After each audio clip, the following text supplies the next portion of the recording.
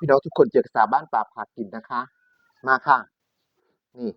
วันนี้สัญญามีน้ำพริกปูน้ำปูนะคะพี่น้องค่ะ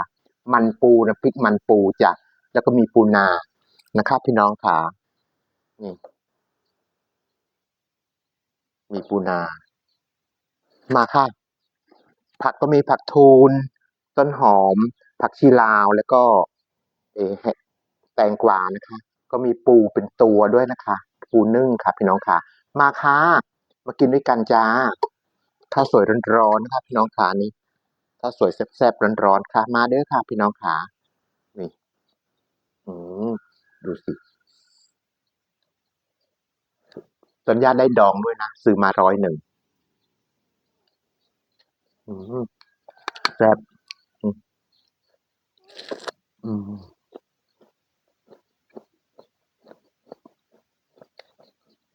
อืมอืมอืม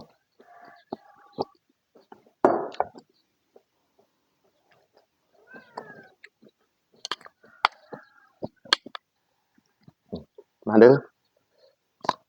อืม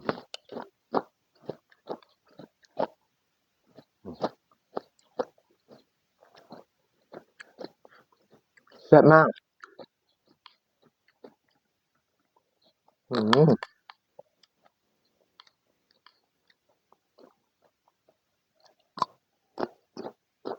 แบบกะชีลาวด้วยอร่อย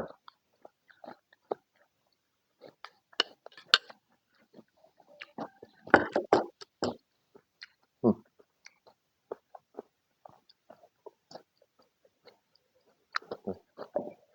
งัวนี่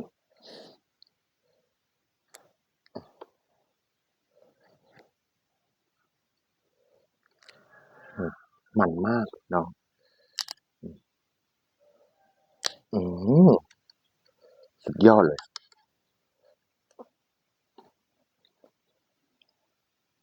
ความมันของปูอืม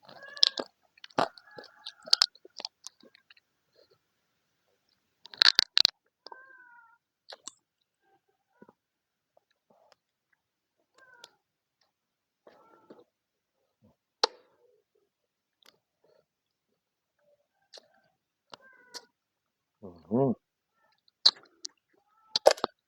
ก็สุดยอดอืม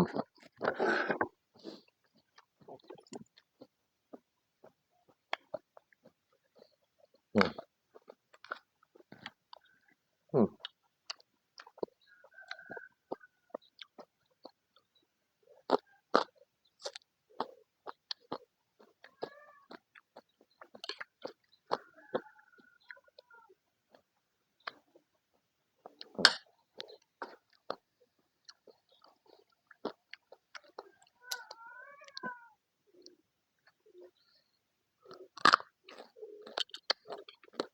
อืม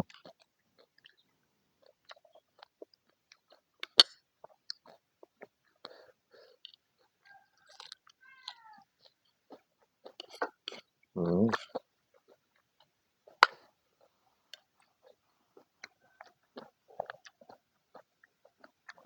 ว้าสุดยอดเลยพี่น้อง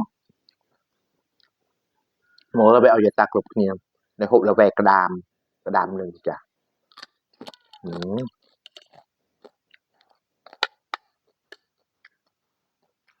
อืมโมหุบไปนี่กระดามอืมเรา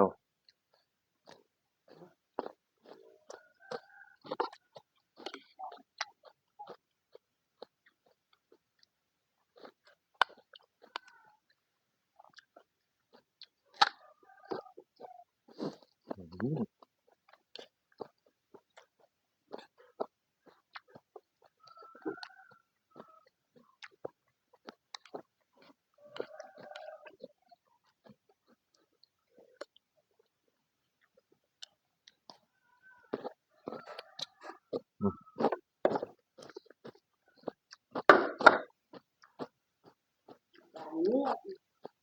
hả quá thằng ngày không nghỉ rồi kia rồi rồi thằng ngày cần xì cái lá nghỉ ối cũng tầm bài mồm à nút trà nó này trà nó trâu hỏi ví dụ nó trâu eng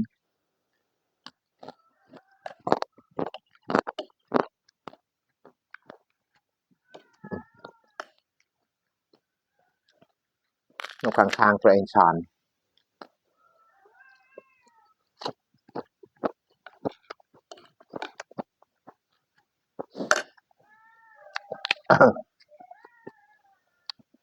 nút tràn nó kèn đại mẹ ví dụ nó khơi thế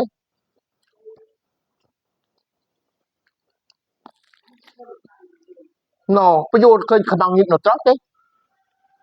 nó khang khang ความจานน่ะเบลอบราเฮ้ย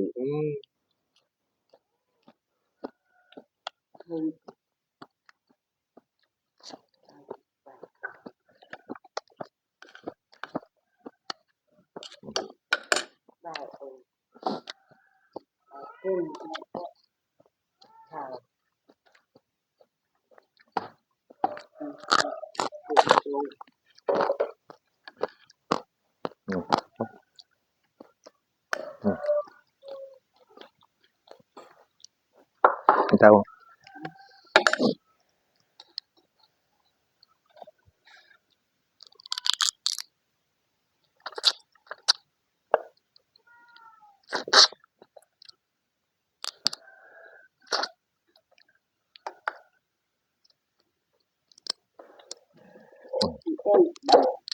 ฮะ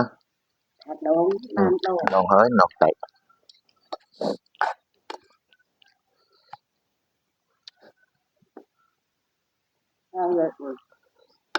โบผัดชีเรียว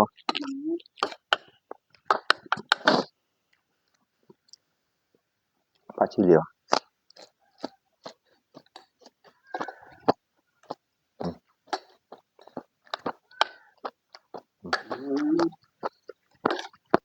เดี๋ยวจะทราบ